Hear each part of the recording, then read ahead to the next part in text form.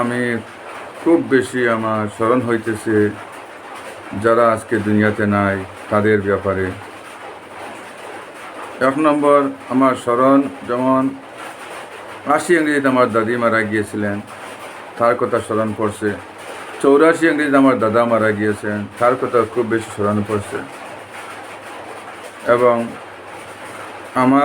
এরপরে আমার নানি মারা গিয়েছেন 93 ইংরেজিতে, তার কথা খুব বেশি স্মরণ পড়ছে। তারপরে আমার নানা মারা গিয়েছেন আর 6 মাস পর 93 ইংরেজিতে, তার কথা খুব বেশি স্মরণ পড়ছে।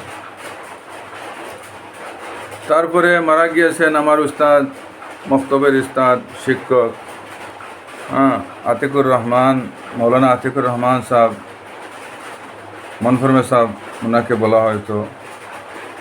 উনি মারা গিয়েছেন 91 ইংরেজিতে, 1991 ইংরেজিতে। ওনার কথাও বারবার স্মরণ হইতেছে। তারপরে মারা গিয়েছেন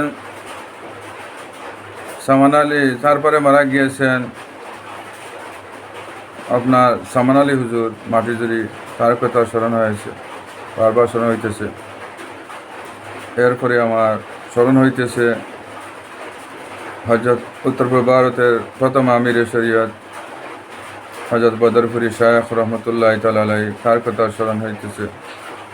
89 ইংরেজিতে উনি বোধহয় মারা গিয়েছেন, ওনার কথাও বারবার স্মরণ হইতেছে।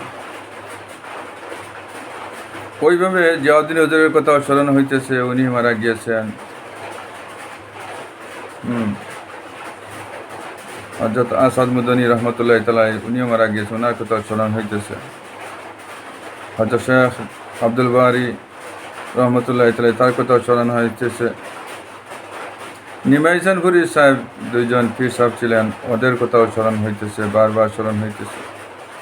টানটুর সাহেব 84 ইংরেজি, আব্দুল আজিজ টানটুর সাহেব মারা গিয়েছেন, তার কথা স্মরণ হইতেছে, বারবার স্মরণ হইতেছে।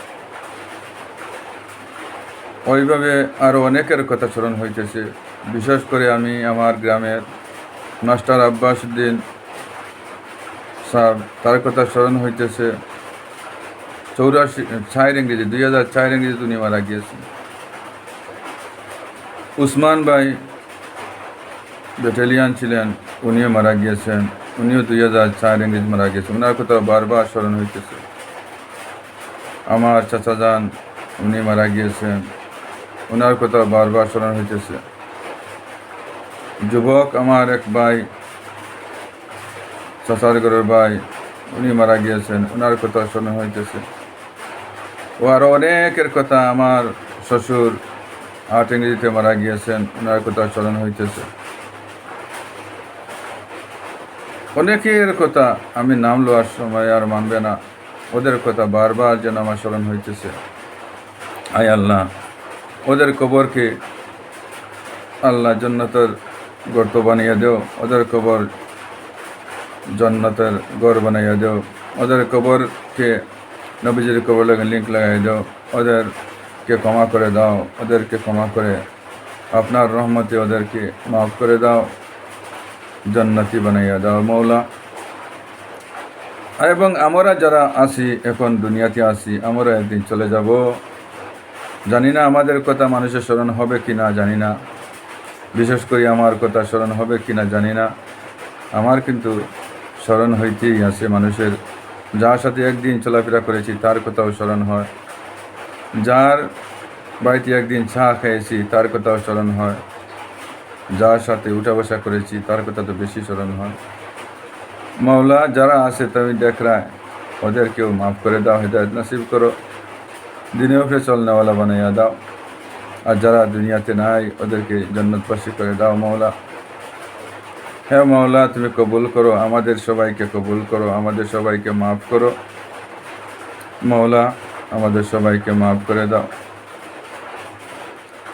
আমার নানাজানের কবরস্থানের মধ্যে শুক্রবার জুম্মা পড়িয়ে আমি অনেকক্ষণ সময় কবরস্থানের সামনে পায়ের আগে দাঁড়াইয়া অনেক কিছু তার মাফিয়াতের জন্য দোয়া করেছি, মাফ পড়েছি, অনেক কিছু পড়াশোনা করেছি। ও মৌলা, আপনার কাছে কুজিয়ার উমর হাবিজ চাপ ছিলেন, মাহমুদ আলী হাবিজ চাপ লালা বাজারের মধ্যে সবচেয়ে সুপরিচিত ব্যক্তি ছিলেন। উনি 93 ইংরেজিতে মারা গিয়েছেন। তখন পুরা ডিস্ট্রিক্টের প্রত্যেকে চিনি, কোনায় কোনায় মানুষের তাকে চিনত। আল্লাহ তুমি তাকে মাফ করে দাও। বারবার স্মরণ হইতেছে, এই জন্য বারবার